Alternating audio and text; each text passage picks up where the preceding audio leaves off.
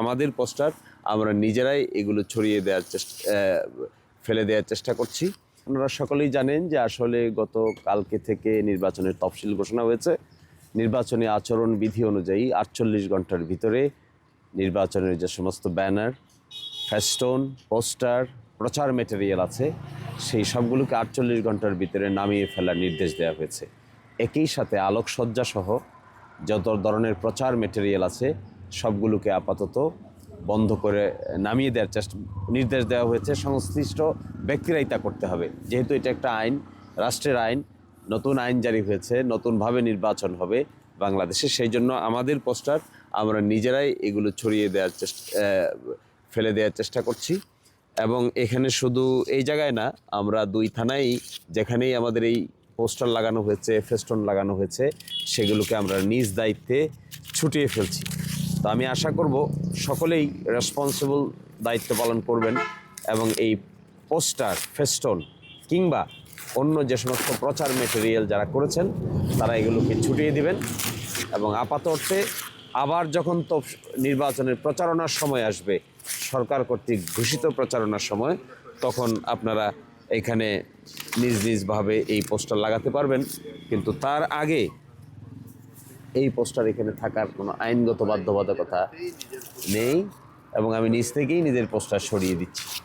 আইনের প্রতি শ্রদ্ধাশীল থাকা উচিত আমাদের সকলকেই, এবং যতক্ষণ আমরা আইনের প্রতি শ্রদ্ধাশীল থাকব না ততক্ষণ পর্যন্ত আসলে প্রকৃত অর্থে দেশ ঠিক করা খুব কঠিন হবে। বক্তৃতা দেওয়া যায় এক জিনিস, আর বাস্তবে কাজ করা আসলে প্রকৃত অর্থেই অন্য জিনিস। তা আমি এক্সপেক্ট করব সকল প্রার্থীরা আইনের প্রতি শ্রদ্ধা প্রদর্শন করবেন এবং এক ধরনের উদাহরণ বা দৃষ্টান্ত স্থাপন করবেন। এই পোস্টারগুলো যেন এখানে না থাকে, নির্বাচনী আচরণ বিধি অনুযায়ী আমরা এগুলো ছড়িয়ে দেই এবং নির্বাচনী আচরণ বিধি মানাটাই আমাদের সকলের কাজ। আমরা যদি নিজেরাই নির্বাচনী আচরণ মানতে না পারি তাহলে অন্যকে উপদেশ দিয়ে তো খুব বেশি লাভ হবে না। এই জন্য এটা আমি আজকে উদ্বোধন করে গেলাম। আমাদের হাতে যদিও আর 48 ঘন্টা সময় আছে গতকালকে থেকে, তো এই 48 ঘন্টার সময়ের প্রথম দিন যাচ্ছে। তো আমরা চাই আমরা সকলে আইন মানি, আইনের প্রতি শ্রদ্ধাশীল হন। আমরা নিজেরাও তা করতে চাই না, কেউ করুক সেটাও আমরা চাই না। তো এরই ভিত্তিতে আগামী নির্বাচন অনুষ্ঠিত হোক আইন মেনে, এই প্রত্যাশায় সকলকে ধন্যবাদ জানিয়ে আজকের মতো এখানে বিদায় নিচ্ছি।